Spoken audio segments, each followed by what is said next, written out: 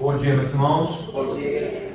Sempre uma alegria ter o privilégio de revê-los no dia do Senhor, dia ao qual o Senhor fez para que nós prestássemos culto a Ele, mas também para que nós nos deleitássemos nele. Então, se você tem o privilégio de estar aqui, louve ao Senhor por isso, o glorifique, o dê a Ele a glória que Ele merece. Meus irmãos amados, eu queria pedi-los tão brevemente que os irmãos abram as suas Bíblias na carta de Tiago, no capítulo de número 5. E a gente hoje vai abordar os versos número 12 a 18, já chegando praticamente ao fim aqui dessas exposições em Tiago. Tiago capítulo 5, versos de número 12 a 18. Diz assim a palavra do Senhor: acima de tudo, porém, meus irmãos, não jureis nem pelo céu, nem pela terra, nem por qualquer outro voto. Antes seja o vosso sim, sim, e o vosso não, não, para não cairdes em juízo. Está alguém entre vós sofrendo? Faça oração. Está alguém alegre? Cante louvores. Está alguém entre vós doente? Chame os presbíteros da igreja e estes façam oração sobre ele, ungindo-o com óleo em nome do Senhor. E a oração da fé salvará o enfermo e o Senhor o levantará. Se houver cometido pecados, seriam perdoados. Confessai, pois, os vossos pecados uns aos outros e orai uns pelos outros para serem curados. Muito pode, por sua eficácia, a súplica do justo. Elias era um homem semelhante a nós, sujeito aos mesmos sentimentos, e orou com instância para que não chovesse sobre a terra, e por 3 anos e 6 meses não choveu. E orou de novo, e o céu deu chuva, e a terra fez germinar os seus frutos. Amém, meus irmãos? Meus irmãos, nós estamos chegando ao fim das nossas exposições na carta de Tiago, que traz consigo grandes desafios hermenêuticos, desafios de interpretação. Porém, juntamente com esses desafios, nós temos também o privilégio de ter ouvido de Tiago, da Escritura Sagrada, exortações que são fundamentais para que nós, como Igreja do Senhor, possamos enfrentar o sofrimento, mantendo a unidade para o qual o Senhor nos direcionou, sendo então estimulados a prosseguir neste caminho em meio à dificuldade. É interessante que ao longo dessa breve carta, essa carta de 5 capítulos, tantos temas importantes já foram tratados aqui. Tiago, o meio-irmão de Jesus Cristo, ao longo da carta já disse que em meio ao sofrimento, nós, como Igreja do Senhor, devemos ter, por exemplo, a alegria ao passar por provações, que em meio às provações, nós devemos agir com perseverança. O primeiro tema tratado aqui. Tiago também trabalhou, e nós trabalhamos isso, quando ele disse que nós devemos ser praticantes da palavra de Deus, e não apenas ouvintes, ou seja, uma fé prática. A palavra de Deus ela deve penetrar no nosso coração, a fim de que tenhamos uma prática condizente com aquilo que nós ouvimos. Tiago também disse que nós não podemos agir com favoritismo para com aqueles que são ricos. Se algum rico entrar na nossa igreja, nós não podemos tratá-lo simplesmente pelo fato de ser rico com favoritismo, em detrimento daqueles que são pobres. Nós devemos tratar todos de igual forma, sem predileções. Tiago também trabalhou um fato central nessa carta, quando ele disse que nós devemos ter fé, e essa fé ela é verdadeira ao ponto que ela é comprovada por meio das obras. Ou seja, fé sem obras, basicamente, é uma fé falsa. Se ela não vem acompanhada de boas obras, ela não se trata de uma fé verdadeira. Se você tem fé, mostre-me suas obras, é o que Tiago está pontuando, e é o tema praticamente central de toda a sua carta, uma fé operosa, uma fé robusta, que é vista, visível através das obras.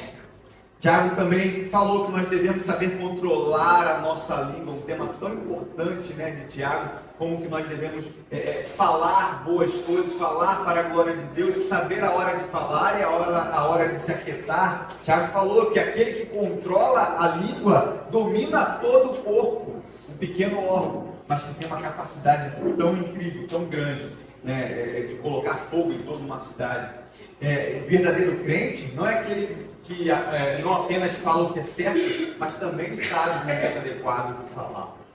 E Tiago também falou que o maior erro das nossas vidas é acharmos que nós podemos fazer planos sem que Deus esteja no centro deles, sem que somos, quem somos nós, na verdade, para dizermos que faremos isso ou faremos aquilo, se é Deus que determina toda a nossa vida. Se fizermos algum plano, neste plano, Deus tem que ser o centro dele, que é Ele quem determina toda a nossa vida, o nosso futuro. E no capítulo 5, o contexto imediato é esse. Tiago nos chamou a atenção dos seus leitores, dizendo que o que iria mantê-los firmes na fé e na presença do Senhor, em meio à perseguição e ao sofrimento, era a presença de Cristo no meio deles. No último sermão, nos versos número 7 a 11, nós vimos que eles deveriam ter paciência para aguardarem a vinda do Senhor, ou seja, a presença futura do Senhor no meio deles. Eles deveriam aguardar com paciência, que enquanto isso não ocorria, então eles não poderiam ficar apenas murmurando, falando aos cantos, se queixando uns dos outros, mas deveriam olhar para a Escritura Sagrada e buscar os exemplos que estão permeados na Escritura, como o exemplo de Jó e dos profetas, que tanto sofreram, mas ao final receberam do Senhor graça e misericórdia. Agora, a partir do verso número 12, Tiago vai focar na presença de Cristo hoje no meio da igreja. Como Ele usa cada um de nós no processo de auxílio mútuo na caminhada cristã. Se antes ele apela para a escatologia, para o escatom, para a volta de Cristo, agora ele diz que nós podemos sobreviver a este mundo mal pelo fato de nós já experimentarmos hoje a realidade da glória eterna no meio da igreja. Se por um lado você espera com paciência a volta de Cristo, tendo como exemplo os profetas e a Jó, o livro de cabeceira aqui de Tiago, e como agora nós olhamos para o meio da igreja, percebemos o agir do seu Santo Espírito, e então podemos prosseguir vitoriosos. É interessante porque Tiago vai começar fazendo uma conexão nos versículos de número 12 e 9, onde ele proíbe os seus leitores. Olha o verso número 9 para você acompanhar comigo, quando ele diz assim: irmãos, não vos queixeis uns dos outros para não serem julgados. Eis que o juiz está às portas. Há uma conexão aqui entre o verso número 12 e o verso número 9, nessa proibição de não se queixarem ou viver em murmuração, porque no verso número 12, ele vai mostrar que quando nós estamos ansiosos, nós falamos demais, e quando nós falamos demais, nós falamos contra Deus. Olha comigo o verso número 12. Acima de tudo, e esse acima de tudo aqui não é tendo em vista tudo aquilo que foi dito, mas como uma espécie de conclusão da carta, ou seja, concluindo: porém, meus irmãos, não jureis nem pelo céu, nem pela terra, nem por qualquer outro voto, antes seja o vosso sim, sim, e o vosso não, não, para não cairdes em juízo. Tiago faz essa conexão. Ele diz que nós prometemos aquilo que não podemos, porque não podemos cumprir com aquilo que nós prometemos. Prometer aquilo que nós não podemos cumprir com ansiedade de controlar o futuro. É por isso que nós prometemos. Porque prometemos com ansiedade de controlar aquilo que não está nas nossas mãos. E aqui uma conexão direta, com o texto do catecismo que nós lemos hoje, porque basicamente, meus irmãos, prometer com a necessidade de controlar o futuro é usar o nome de Deus em vão. Tiago, mais uma vez aqui, a gente tem trabalhado isso. que ele tem o livro de Jó como um livro de cabeceira, mas ele também tem o Sermão do Monte. O texto de Mateus, capítulo 5, versos 33 a 37, é o texto padrão aqui de Tiago. Praticamente há um copia e cola aqui de Tiago em relação ao texto do nosso Senhor Jesus, ou as palavras do Senhor Jesus. Partindo do pressuposto que Tiago foi escrito primeiro dos evangelhos, é bem possível, Tiago, meu irmão de Jesus, tenha ouvido e repete essas palavras de cabeça, decorado, até porque ele ainda não era crente no momento em que essas palavras do Senhor Jesus foi registrada em Mateus capítulo 5, versos 33 a 37. É praticamente as mesmas palavras. Ele usa as mesmas conexões, ou as mesmas inclusões para repetir aquilo que foi dito. E aqui, uma importante ressalva que nós fazemos, antes de continuarmos, é importante fazer essa observação. O que Tiago não está fazendo aqui, ou não está querendo dizer, é proibir, por exemplo, a sua igreja de fazer votos solenes, juramentos verdadeiros diante de Deus e do seu povo. A gente, quando faz uma boa hermenêutica, uma boa interpretação, precisamos entender o texto, não somente dentro do seu contexto imediato, mas dentro do todo da Escritura Sagrada. E quando nós analisamos a Escritura Sagrada, nós vemos ela recheada de juramentos sendo feitos e aprovados por Deus. Por exemplo, Abraão fazendo juramento ao rei de Sodoma, está registrado em Gênesis capítulo 14, 22 a 23. Ele jura ao rei de Sodoma que não aceitaria nada que não lhe pertencia, levantando a mão ao Senhor, o Deus Altíssimo. Com relação à lei do Senhor, o povo de Israel, o uso do juramento era comum em alianças entre indivíduos e até entre nações, sempre como Deus, como testemunha. O próprio Deus faz juramentos. A lei de Moisés regulamentava, inclusive, essa prática, proibindo o falso juramento. Paulo, em suas epístolas, no Novo Testamento, você vai ver várias expressões em sua carta que funcionam como juramentos solenes para confirmar a veracidade das suas palavras. Romanos 1, versos número 9, 2 Coríntios 1, verso número 23, Gálatas 1, 20. A Bíblia está recheada, repleta de juramentos sendo feitos e aprovados por Deus. O ponto aqui de Tiago não é que não possamos ou não devamos fazer juramento. O ponto é que não podemos fazer falsos juramentos. É interessante porque os judeus tinham o costume de burlar os seus juramentos e fugir pela tangente. Eles não poderiam jurar por Deus, porque senão seria uma quebra do terceiro mandamento, uma quebra clara. Então o que eles faziam? Ao invés de jurar por Deus, juravam pelos céus, juravam pelos templos, juravam pelos tesouros do templo.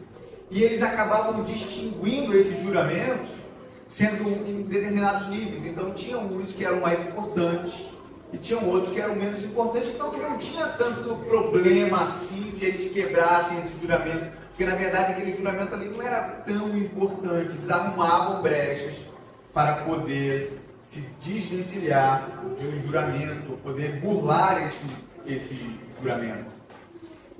Então o ponto que Tiago está estabelecendo é que falsos juramentos, meus irmãos, são uma tentativa de controlar o futuro em meio ao sofrimento. É querer garantir algo que você não pode. É querer ser quem Deus é. Porque quem pode garantir que você fará aquilo ou isso? Senão o próprio Deus. Quando fazemos falsos juramentos, estamos querendo assumir o lugar de Deus. É desconhecer totalmente o outro ponto, quem nós somos. Porque se nós soubermos verdadeiramente que somos falhos e imutáveis, talvez não faríamos tantos juramentos assim. Somos pecadores, mutáveis. O que queremos hoje, muitas vezes, amanhã já mudamos de opinião. O ponto que Tiago está trazendo e dizendo é que em meio ao sofrimento, nós devemos ser reconhecidos como homens e mulheres de palavra.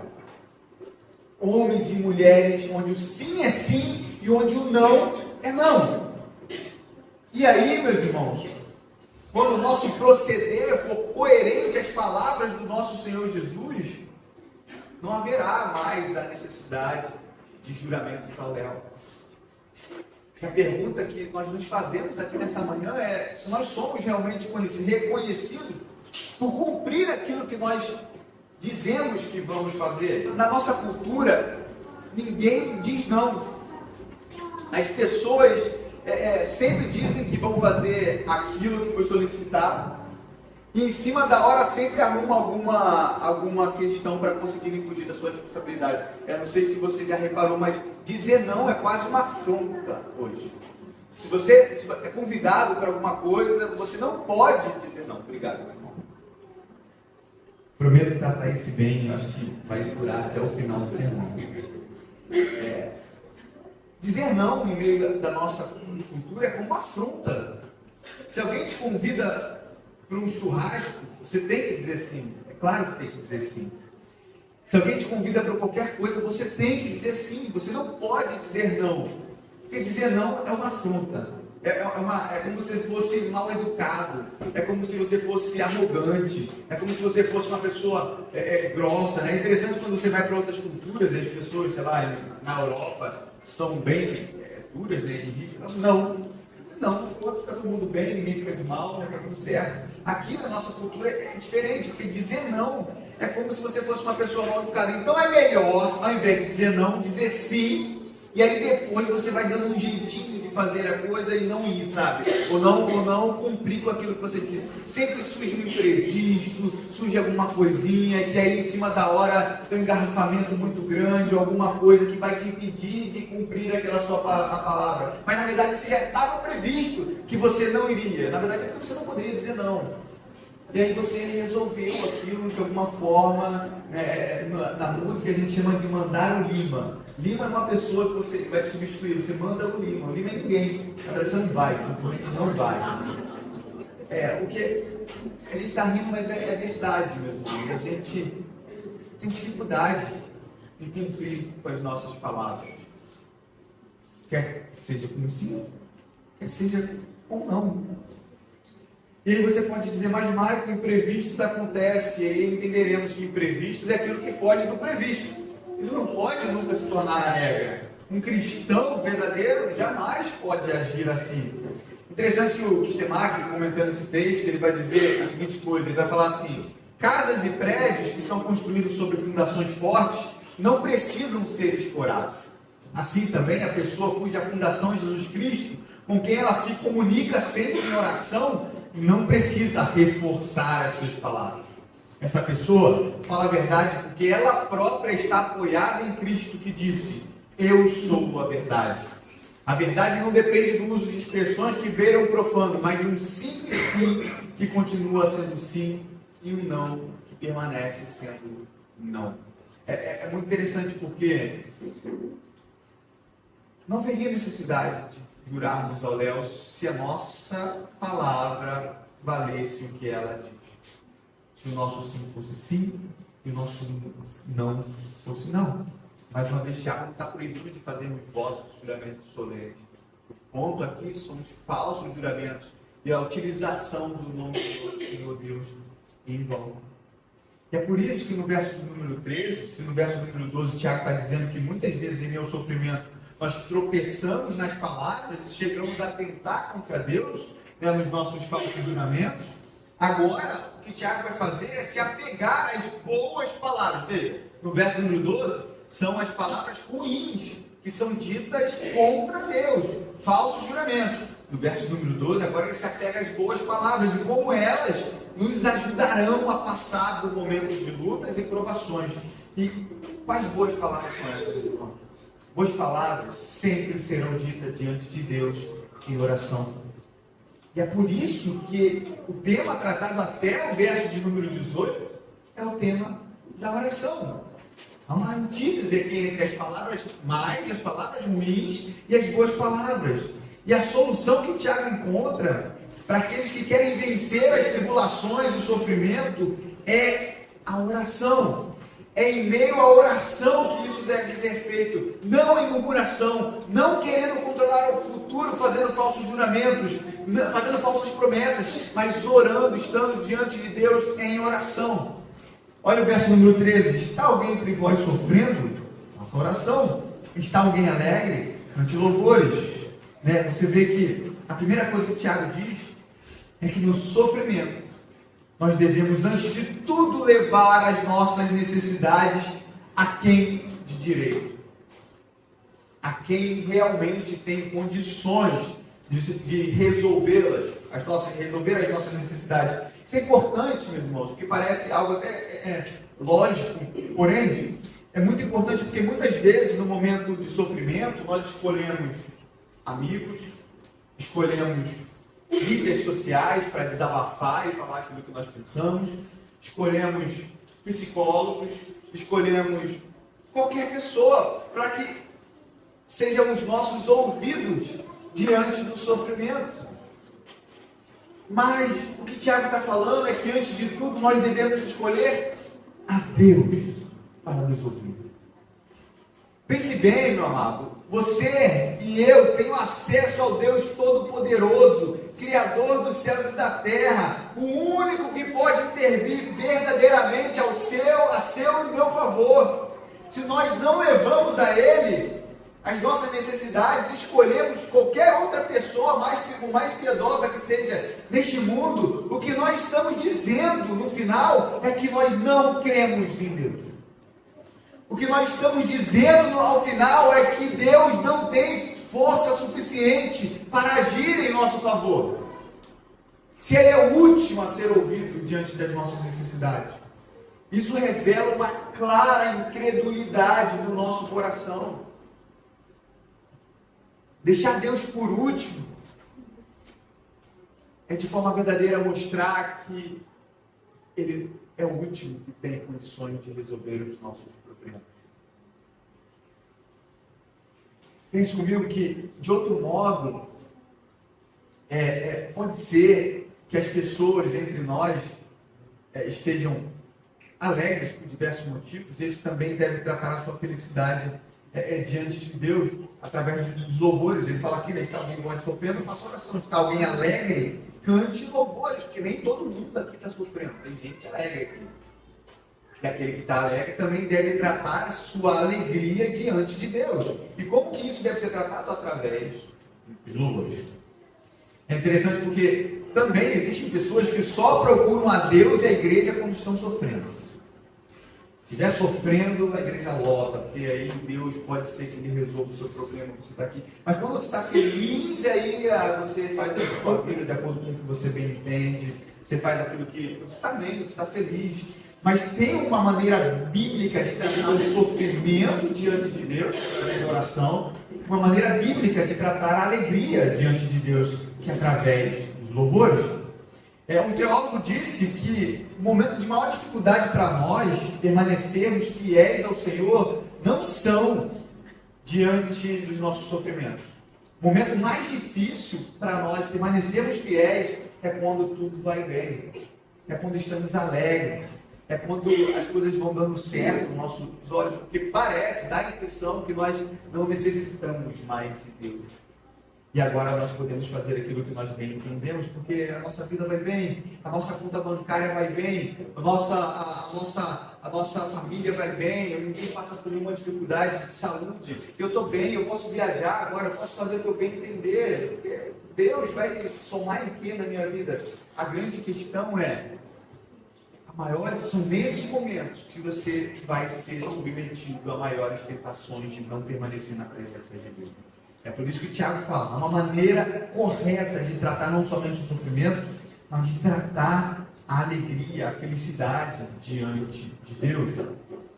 Nós devemos procurar o Senhor em todos os momentos, não somente quando estamos sofrendo, mas também quando estamos felizes. Quando somos abençoados, devemos louvá-lo com cânticos que expressam a nossa alegria e dignificam o caráter de Deus.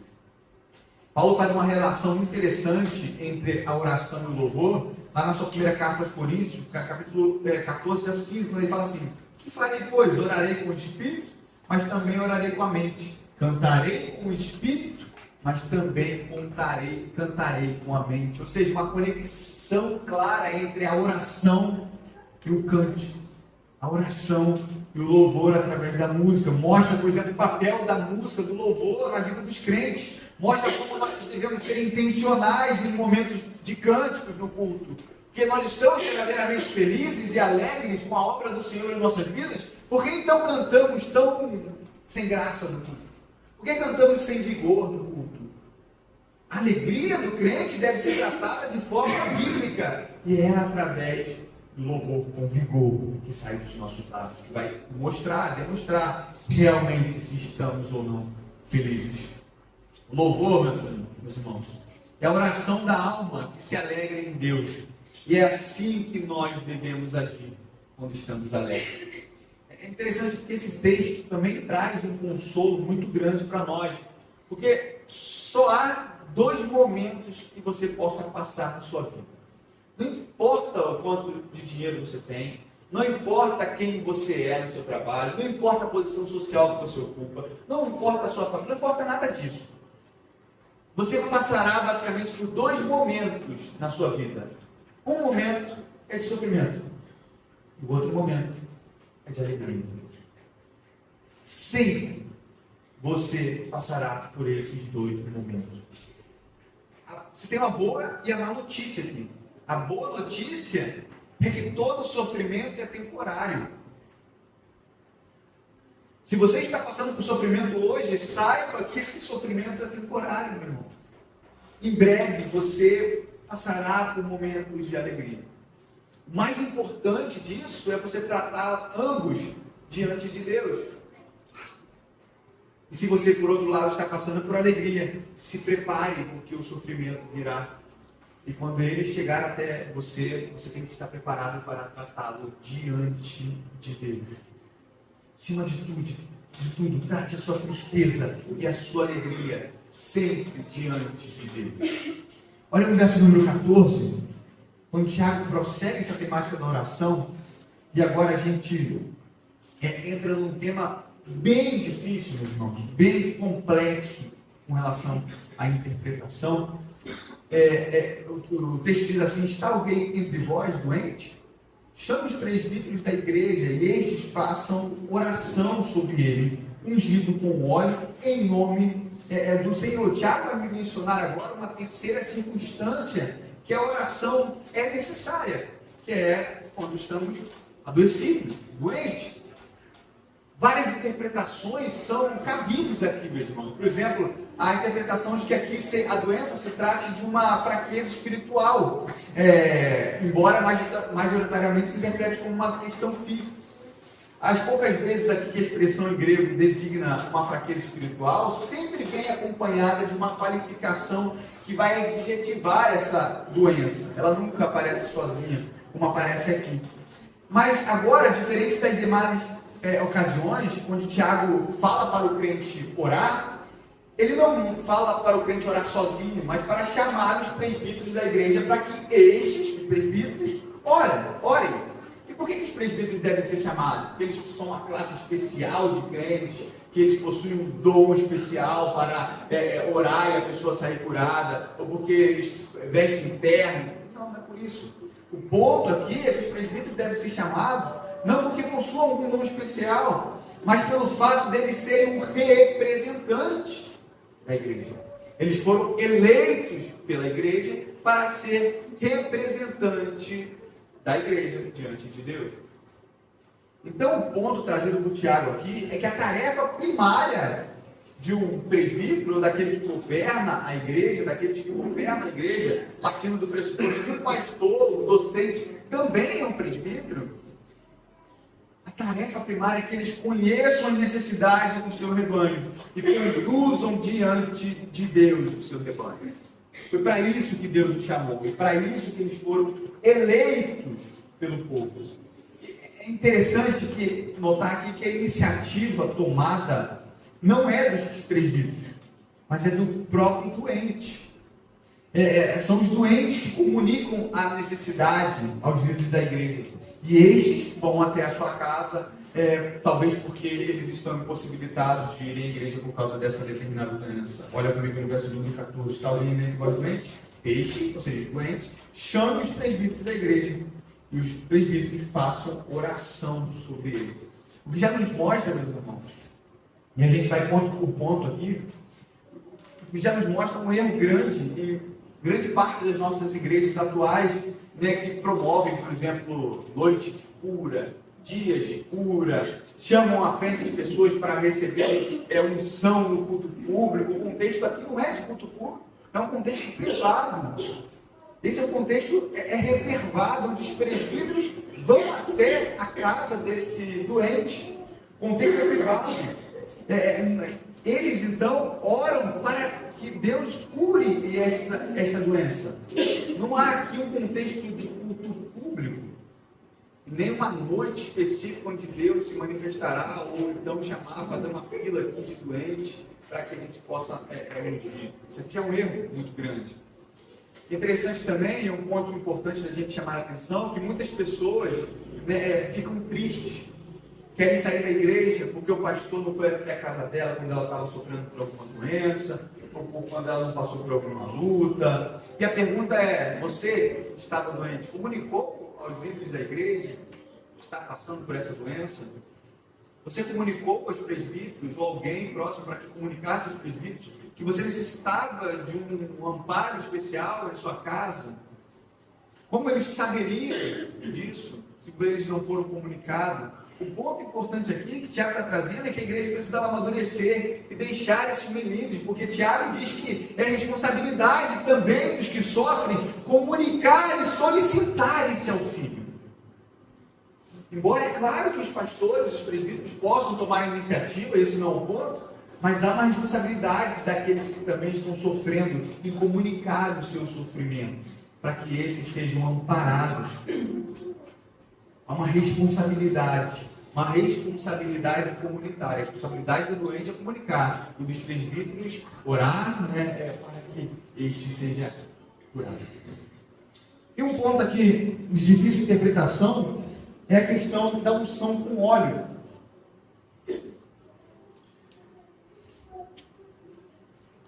Onde ele fala ungindo, os presbíteros deveriam orar ungindo com óleo em nome do Senhor. É um texto bastante difícil, dificuldade interpretativa. Nenhuma dessas interpretações aqui são anuladas, tá, meus irmãos? Embora eu vá demonstrar qual mais eu tenho predileção aqui, tem mais afinidade. Primeiro, tem se interpretado de forma simbólica, né? O óleo simboliza aqui o Espírito, que tem poder da cura e que se separa os santos para si. Muito semelhante ao sentido de consagração do Antigo Testamento, né? Se você for lá na CPAD, na livraria, tá? Lá no Rio, você vai lá no quinto, quarto andar, eu acho, você vai ver vários utensílios e você vai ver óleo lá para vender. Tem óleo de tudo quanto é valor e preço, né? Tem óleo vindo de Israel, óleo vindo de azeite de oliva, óleo extrato de óleo, tem óleo misturado, tem tudo quanto é preço lá.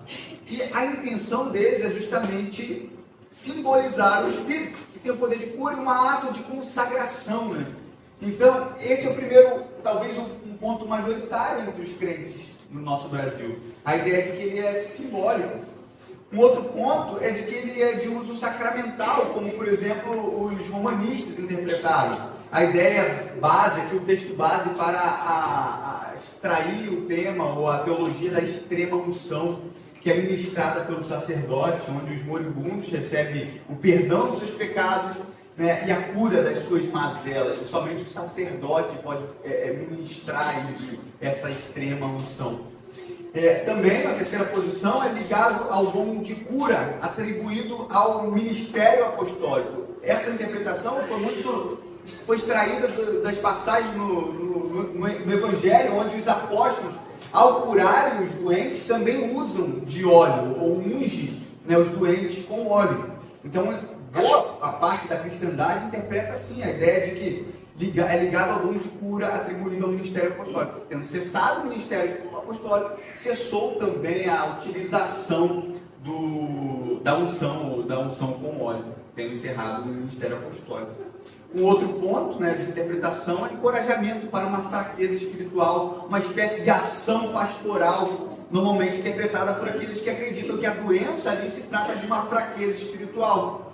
E o quinto modo de se interpretar, que eu gosto mais, não anulando os outros, é a ideia de que o óleo aqui se trata de uma espécie de medicamento né, de amparo, de uma medicação. É interessante porque a palavra grega aqui, utilizada para óleo, ou para unção, melhor dizendo, ela não é a palavra crio, que é comumente utilizada para unção de caráter religioso, de consagração, como por exemplo na Septuaginta traz nos textos do Antigo Testamento. A palavra aqui utilizada é aleifo, que pelo contrário, na maioria das vezes é utilizada para uma ação cosmética ou higiênica. Por exemplo, essa palavra é usada em Mateus 6,17, quando diz assim: tu, porém, quando jejuares, unge a cabeça e lave o rosto, ou seja, se embeleze, né? Unge a cabeça, lave o seu rosto, faça, melhore a sua aparência. O ponto é essa, é uma ação cosmética. Marcos 16:1 diz assim: passado sábado, Maria Madalena, Maria, mãe de Tiago e Salomé, compraram essências aromáticas para ungir o corpo de Jesus. Esse ungir não se trata de um ato consagratório, de uma consagração, de algo religioso, mas sim de uma ação cosmética para permanecer ou deixar o corpo de Jesus ainda bom, em bom estado, melhor dizendo assim. Lucas 10:33, que é o ponto mais próximo daqui que o Tiago está querendo trazer, quando a parábola do bom samaritano, né, é dita aqui no versículo 33. Certo samaritano que seguia o seu caminho, passou-lhe perto e vendo, compadeceu dele. E chegando-se, pensou-lhe os ferimentos, aplicando-lhe óleo e vinho, e colocando sobre o seu próprio animal, levou para a hospedaria e tratou dele. Acreditava-se, né, que o óleo e aqui o azeite tinham propriedades medicinais, no ponto de efeito analgésico, de curar feridas. Assim como o vinho também, não se entendia assim, mas é claro que é o efeito antisséptico do álcool, né, do vinho fermentado. Então o óleo era utilizado com esse efeito medicamentoso, digamos assim, ou medicinal. E um ponto impressionante é que Tiago, e aqui eu trouxe um argumento exegético, né, dentro daquilo que o texto original está trazendo, textos correlatos. E um outro ponto interessante é o contexto da própria carta de Tiago, que a centralidade da carta de Tiago está dizendo que nós devemos ter uma fé operosa, ou seja, você não basta apenas dizer que crê, mas a sua crença deve ser acompanhada de ações. Seria muito estranho Tiago falar o tempo todo de prática, e quando chegar aqui está tratando de algo simbólico. Então, um ponto interessante que o Tiago está falando aqui é que a igreja deve tratar de forma operosa aqueles que sofrem, aqueles que estão adoecidos, levando a eles também, não somente a oração, porque o ponto central da cura aqui, se você perceber comigo, é a oração, que vai ser dito lá no versículo 15. E a oração, não é o óleo, da fé salvará o enfermo, e o Senhor o levantará. O ponto central é a oração. O óleo é o amparo, é o cuidado com aqueles que sofrem. Um ponto pacífico, meus irmãos, nós já devemos rejeitar é toda a superstição envolvida em nossos dias com essa ideia de óleo. Essa ideia de que o óleo é mais valorizado que a própria oração. Isso já é rejeitado aqui no texto. O ponto central é que a igreja, representada pelos seus presbíteros, deve não apenas orar, que é a ação necessária para a cura, mas também demonstrar amor, misericórdia e boa prática para com aqueles que sofrem. Orar é fundamental, porém a fé é comprovada quando nós nos preocupamos em levar o amparo através de manter aquela pessoa financeiramente, enquanto está doente, amparada, ou comprar medicamentos que ela não pode enquanto está sem trabalhar, ou se juntar para comprar tratamentos cabíveis, enquanto aquela pessoa não consegue comprar isso que está adoecido. Lembra da pandemia, como a igreja foi importante nesse quesito, onde tantas pessoas estavam adoecidas e não poderiam trabalhar, e a igreja se juntava para poder pagar um aluguel, ou para poder ajudar naquele momento, ou para poder, a pessoa não tem um plano de saúde, e algumas pessoas se juntavam para levar para um bom hospital. Esse é o ponto que o Tiago está tratando. O que vai salvar o enfermo, o que vai trazer o enfermo de volta é a oração da fé. Nós veremos que é isso. Mas nós também devemos, de forma prática, amparar aos necessitados. Uma igreja que se sustenta na tribulação, com auxílio mútuo de todas as formas para enfrentarmos a mazela deste mundo. Eu lembro que Um pequeno exemplo, né? Eu lembro que quando eu e Daiane, nós passamos, Daiane passou por uma situação muito difícil, onde ela ficou internada por um bom tempo. Uma igreja muito conhecida nossa, que é irmã nossa aqui, que era uma igreja que eu não fazia parte, mas que eu estava sempre com eles, chegaram até mim naquela época e falaram assim: olha, você não precisa se preocupar com nada, a gente já reservou aqui uma quantia para você ter como sustentar sua família. Eu falei: não, mas eu sou funcionário público, não preciso, muito obrigado. Não, mas a gente já fez aquilo. Aí na outra semana já falou assim: olha, já algumas mulheres aqui da igreja já se reuniram e fizeram uma escala para poder cuidar da sua filha, que era um bebê de semanas, né? Então fica tranquila no hospital, porque as mulheres aqui já vão lá limpar sua casa, já vão se juntar aqui para poder ter uma escala. Eu falei: não preciso, porque minha sogra e minha mãe já estão lá, mas muito obrigado. Mas eu achei interessante como que eles entenderam esse ponto de Tiago. Mas orar é maravilhoso, é a melhor coisa que você pode fazer. Mas você também deve amparar aquele que sofre. Através da prática que a sua fé é comprovada. E aí, verso número 15, né? Ele fala: e a oração da fé salvará o enfermo, e o Senhor levantará, e se houver cometido pecado, eles serão perdoados. Vejamos que a centralidade está na oração, ela que salvará o enfermo, no sentido de levantará, no sentido de ser curado. Né? Esse texto mostra, meus irmãos, que quando orarmos, os presbíteros aqui representando a igreja devem orar com fé. Orar com a certeza de que Deus fará a sua vontade. Tendo Deus poder suficiente para curar, independente do estado do doente. Isso é orar com fé. Orar com fé é orar com a certeza de que Deus fará a sua vontade, mas também com a mesma certeza de que Deus tem poder suficiente para curar. Muitas vezes, oramos por pessoas que estão acometidas de alguma doença, como se não fosse uma oração frívola, simples: Senhor, o Senhor sabe a sua vontade, dê condição para aquela família fazer um enterro, dê condição para ter o caixão. Tudo bem, mas a questão é que a oração com fé, Deus, meus irmãos, Ele tem poder suficiente para curar a quem Ele quer curar. Não importa o tamanho da enfermidade, o Senhor Deus que fez os céus e a terra tem poder para curar a quem quer que seja. A oração com fé é a oração com a certeza de que nós oramos a um Deus que tudo pode. Nós não podemos orar entregues à morte, mas devemos sempre ter a esperança de que o Senhor poderá operar milagres em vida dos nossos irmãos. Essa é a oração com fé. Não é a oração determinando a cura. Não é a oração dando a certeza de cura. Porque no final, Deus sempre fará a sua vontade. Então, o que significa orar com fé? Significa que Deus sempre vai curar? Significa orar com fé? Significa que Deus sempre vai curar? Sim. Porque ou Ele curará o enfermo, ou Ele curará a nossa alma para que estejamos moldados à vontade de Deus. Em meio ao sofrimento, Deus já está curando a nossa alma. Orar com fé é confiar plenamente em um Deus poderoso que faz tudo para a sua vontade. É por isso que na parte B do verso, se houver cometido pecado, seriam perdoados. Confessai, verso 16, confessai depois os nossos pecados uns aos outros e orai uns pelos outros para que sejam curados. Muito pode, por sua eficácia, a súplica do justo. É um ponto muito importante trazido por Tiago aqui, que em meio ao sofrimento ocasionado por doença, sempre devemos pregar o Evangelho. E se nós estivermos acometidos de alguma doença, nós devemos sondar o nosso coração para ver se há em nós algum pecado. Algum pecado não confessado, porque somos seres integrais, somos seres feitos, né, em corpo e alma, um ser único. Sendo assim, aquilo que afeta o nosso corpo afeta a nossa alma, aquilo que afeta a nossa alma afeta o nosso corpo. Doenças são oportunidades para revermos as nossas vidas.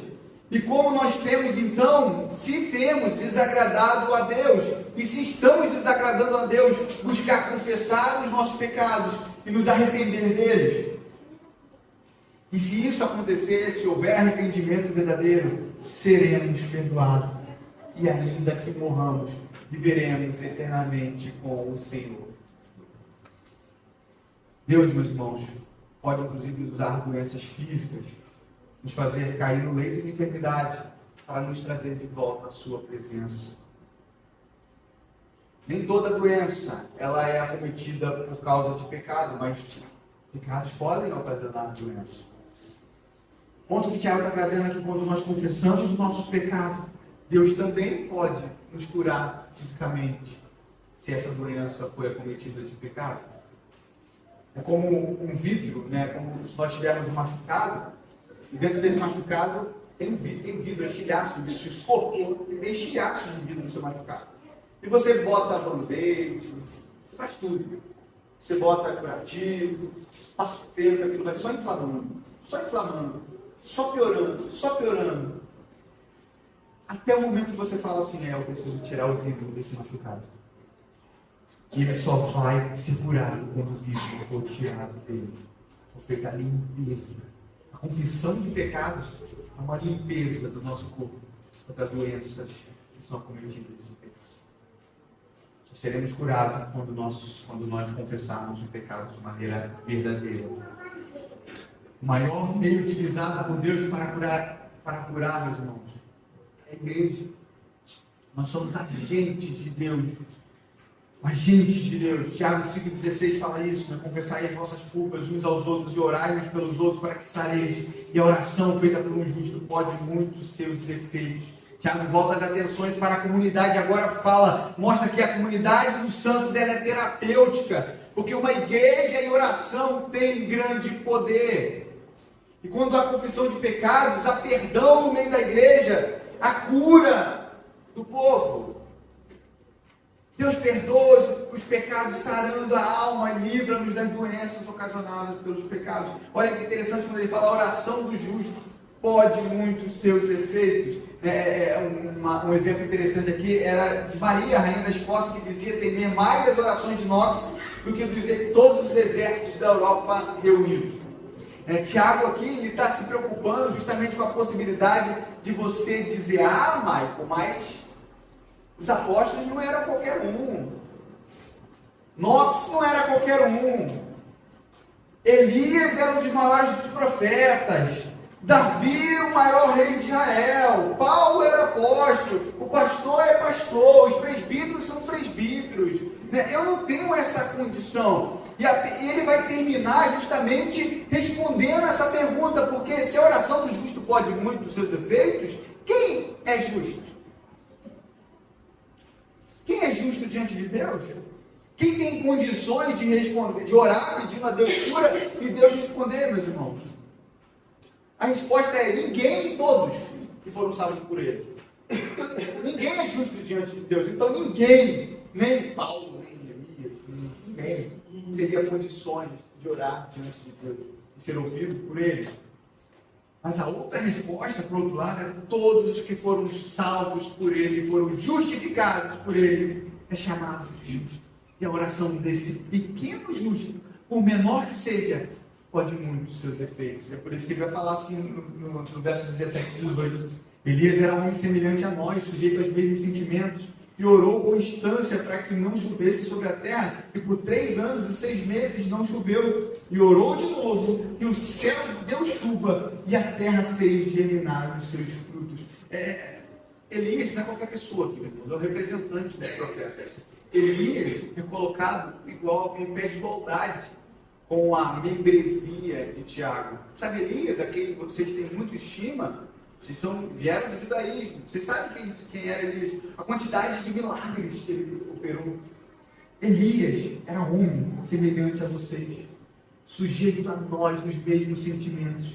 E Elias orou com instância. Instância que pode ser também traduzido por fervor. Orou fervorosamente para que não chovesse sobre a terra, e por 3 anos e 6 meses não choveu. E orou de novo, e o céu deu chuva, e a terra fez germinar seus frutos. Meus irmãos, diante de Deus não há homens extraordinários. Diante de Deus não há homens que mereçam ser ouvidos pelo Senhor. Por mais piedoso que fosse Elias, ele era pecador como todos nós. Você e eu temos o mesmo acesso que Elias teve ao Senhor. Você e eu temos o mesmo acesso que Moisés teve diante de Deus. Você e eu temos o mesmo acesso que os apóstolos tiveram diante de Deus. Porque o acesso que nós temos é mediante a obra de Jesus Cristo, Filho de Deus. A chave, o acesso, quem nos conduz até o Senhor é simplesmente a segunda pessoa da Trindade. Ele quem faz a mediação, e o poder que conduz as nossas orações é o poder do Espírito Santo de Deus, meus amados. Se nós temos esse acesso, por que não acessá-lo? Por que confiar nos homens? Por que confiar em nós mesmos? Por que confiar em amigos? Por que confiar em qualquer outra pessoa senão o Senhor Todo-Poderoso? Tiago fala que Elias orou com fervor, com instância. O texto correlato aqui, que deixa entender, que Elias permaneceu um bom tempo em oração, ele perseverou em oração, né? O texto está de 1 Reis, capítulo 18, verso 42, onde diz assim: subiu Acabe a comer e a beber, e Elias, porém, subiu ao cimo do Carmelo, e encurvado para a terra, meteu o rosto entre os joelhos, e disse ao seu moço: sobe e olha para o lado do mar. Ele subiu, olhou e disse: não há nada. Então lhe disse Elias: volta. E assim foi por 7 vezes. E a 7ª vez disse: eis que se levanta do mar uma nuvem pequena com a palma de mão do homem. Então disse ele: sobe, diz Acabe, para ele teu carro e desce, para que a chuva não te detenha. Você vê que Elias permaneceu orando, insistiu na oração. Meus irmãos, se Elias insistiu na oração, quem somos nós para desistirmos? Muitas vezes nós até oramos, mas falta insistirmos na oração. Falta perseverarmos na oração. Deus também usa a nossa perseverança para testar a nossa fé e a nossa confiança nele. E nós precisamos orar fervorosamente, com fé, crendo que Deus pode fazer. E enquanto Ele não faz, nós permanecemos em oração, descansando na soberania de Deus. Mas em oração com fé, porque esse é o nosso papel. Meus irmãos, e aqui eu encerro. Você tem orado para que o seu esposo, o seu filho seja salvo? Mas você tem permanecido em oração fervorosa? Você tem insistido em oração? Você tem orado para que Deus lhe dê um emprego onde você consiga sustentar melhor a sua família e ao mesmo tempo adorar, estar mais presente no culto público? Mas você tem orado perseverantemente? Ou você desistiu no meio do caminho? Você desistiu de orar por aquele pecado que você não consegue deixar? Você não está insistindo? Você cansou de orar pelos seus irmãos em Cristo, porque tem tanta gente orando que talvez não vai fazer diferença se você ora ou não? Depois eu conto uma história muito interessante. A história é de um pai que passou uma vida orando pela conversão dos seus filhos. E aí, no final da sua vida, aquele pai chamou os seus filhos para poder testemunhar a fé. Ele já estava no leito de morte. Mas quando os seus filhos chegam diante dele, aquele pai, ele se amedronta e ainda tem dúvidas de sua fé. E ele começa a ter uma ansiedade muito grande, uma tristeza muito grande. Ele não consegue testemunhar da sua fé. Mas ele orou a vida toda pela conversão dos seus filhos. No funeral do seu pai, um filho disse para o outro assim: irmão, você viu como o nosso pai sofreu no leito de enfermidade, sofreu para morrer? O outro irmão disse: é verdade. Mas ele era o homem mais piedoso que eu já conheci na vida. Meu irmão, se o nosso pai, que era um homem tão bom, tão santo, tão piedoso, sofreu tanto para morrer, o que será de nós que não temos fé? O que será de nós se nosso pai, um homem tão piedoso, sofreu tanto? O que será de nós se naquele mesmo momento seus irmãos foram levados ao Senhor? O Senhor o chamou, para a vida de forma verdadeira. E é interessante porque oração, meus irmãos, é como sementes. Você lança, você planta. e uma hora ela germinará. Talvez você não esteja vivo aqui para poder ver o fruto da sua oração. Mas a resposta que o Senhor nos dá é: permaneça orando, com fé, com fidelidade, com perseverança. Porque o Senhor está trabalhando em nossos corações. O Senhor está trabalhando no meio da igreja. O Senhor está respondendo às nossas orações, irmãos. Permaneça com fé, porque somente assim as nossas más palavras serão transformadas em boas palavras diante de Deus, e nós saberemos tratar tanto a alegria e o sofrimento diante de Deus. E as nossas orações serão poderosas diante daquele que deve toda a nossa honra, a nossa glória e louvor. É o nosso Deus Todo-Poderoso que nós estamos, é diante dele que nós estamos quando nós oramos.